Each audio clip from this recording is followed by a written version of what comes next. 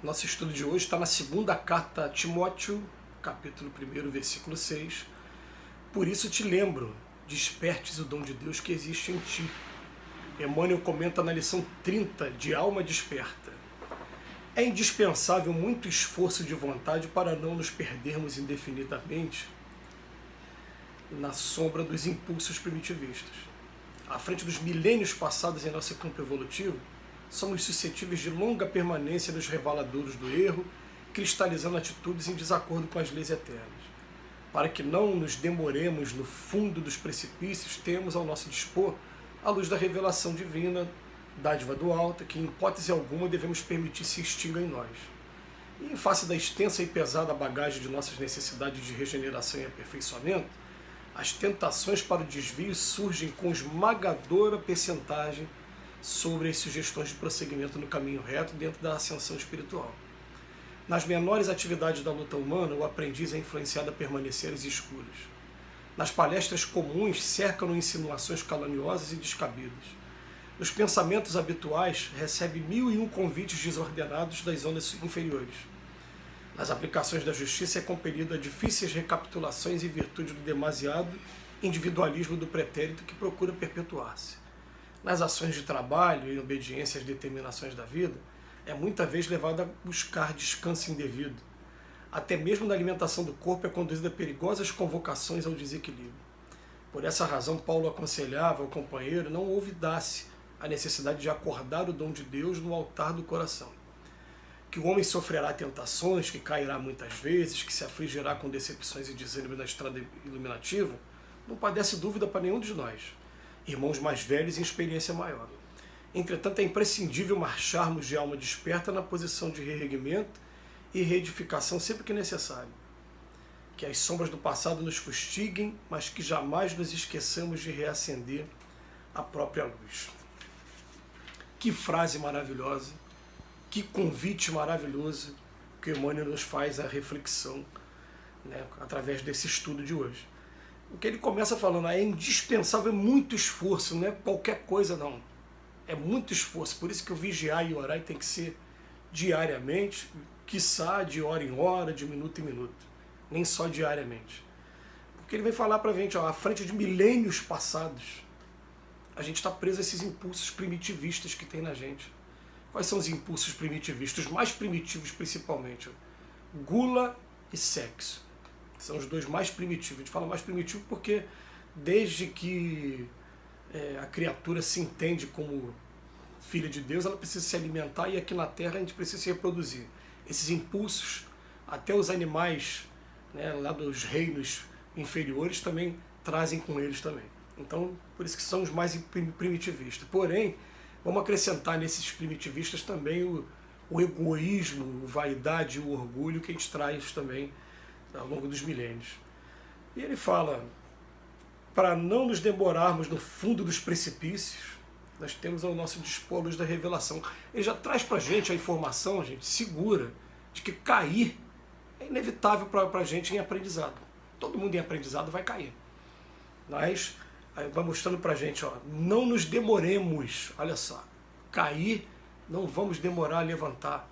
Vamos procurar aproveitar. Quem é que está estendendo a mão para a gente? A revelação divina. Maravilhosa a página para a gente. Em face de extensa e pesada bagagem de nossas necessidades de regeneração e aperfeiçoamento, as tentações elas aparecem o tempo todo. E agora ele vem enumerar quais são essas tentações. E, gente, é impressionante como é que esse texto ele ainda é atual e talvez seja atual durante muito tempo ainda, no mundo como a gente vive. Porque ele fala assim, nas menores atividades da luta humana, o aprendiz é influenciado, a influência é para a gente ficar nas escuras o tempo todo. Então o que acontece? Nas conversas comuns, insinuações caluniosas e descabidas. É moda falar mal do governo, falar mal de quem está querendo a vacina, quem não está querendo, criticar um ou outro. O tempo todo a conversa comum é insinuações caluniosas e descabidas. Falar mal da vida dos outros. Nos pensamentos habituais, a gente recebe 1001 convites desordenados das zonas inferiores. As influências que estão chegando para a gente através do nosso pensamento. Raríssimas vezes são influências realmente positivas. A gente está captando o pensamento de todos aqueles que estão aqui, ó, invisíveis a nós, invisíveis a esses olhos aqui, estão aqui ao nosso redor. E para que eles estejam aqui ao nosso redor presos, é porque eles também são espíritos ainda inferiores. Ao contrário, a gente quando faz a oração com frequência e busca, através do estudo, através da prática, essa sintonia, a gente que está buscando, a gente faz a sintonia com eles que querem o nosso bem. Agora, ao redor da gente está recebendo influência o tempo todo negativa. Aí fala, nas aplicações de justiça, a gente é o tempo todo compelido a difíceis recapitulações, por conta do individualismo do pretérito. Então, tudo que tem a ver com justiça, ganhei um troco a mais. Pô, ao invés de devolver o troco indevido, eu sou compelido o tempo todo. Não, fica, não vai fazer falta para ele, não. Não, pode não fazer falta para ele, mas e a nossa moralidade, como é que fica? Aliás, a prática vai mostrando que quando você abre exceção para uma mentirinha que seja, daqui a pouco a sua vida começa a se transformar num conjunto de mentiras, você vai chegando cada vez mais fundo lá no desfiladeiro. Né? Então ele vem falando aqui das aplicações de justiça. Quando ele vai falar das aplicações de justiça, vamos pensar em tudo mesmo, gente. Quando eu quero furar fila para o banco, quando eu quero entrar na frente da pessoa que vai tomar o assento de um ônibus ou do avião, de uma viagem que a gente vai fazer, ou tudo que a gente quer se dar bem, né, de maneira indevida, quer passar à frente dos outros. Nas ações de trabalho e obediência em obediência a determinações da vida, é muito tempo levado a buscar o descanso indevido. A gente quer ganhar muito e trabalhar pouco. Acho que o sonho do brasileiro, principalmente, é ficar tendo dinheiro depositado na sua conta bancária, ou então, de preferência, até que um estafeta vá pessoalmente entregar o seu dinheiro enquanto ele está lá deitado na beira do mar, né? E como diz a música aí popular, com pé na areia, com caipirinha, com água de coco. É isso aí que fala, né? É o sonho do brasileiro. O sonho do brasileiro acaba sendo esse. Até mesmo na alimentação do corpo é conduzida a perigosas convocações ao desequilíbrio. A gente vê que a indústria alimentícia fica estudando o tempero certo, a quantidade certa, a dosagem de gordura e de açúcar para poder viciar os nossos sentidos. E é por isso que a nossa população, hoje a gente pode dizer assim, quase mundial, está obesa porque está presa a esses estudos que foram feitos de maneira meticulosa e muito inteligente, sabendo dosar certinho aquilo que vai agradar aos nossos sentidos. Então, por essa razão, Paulo aconselhava ao companheiro que não olvidasse a necessidade de acordar o dom de Deus no altar do coração. Será que a gente está buscando realmente a Deus? Será que a gente está buscando compreender essas dificuldades, entender que todos nós aqui na Terra estamos passando por esses testes? Esses testes são constantes e o objetivo é esse mesmo, gente. Não tem aquela coisa do homem, o exercício que faz. Enquanto a gente está aqui encarnado, a gente vai estar sendo submetido a esses testes o tempo todo. Né? Então ele bota aqui, ó, a frase maravilhosa desse texto. Que o homem sofrerá tentações.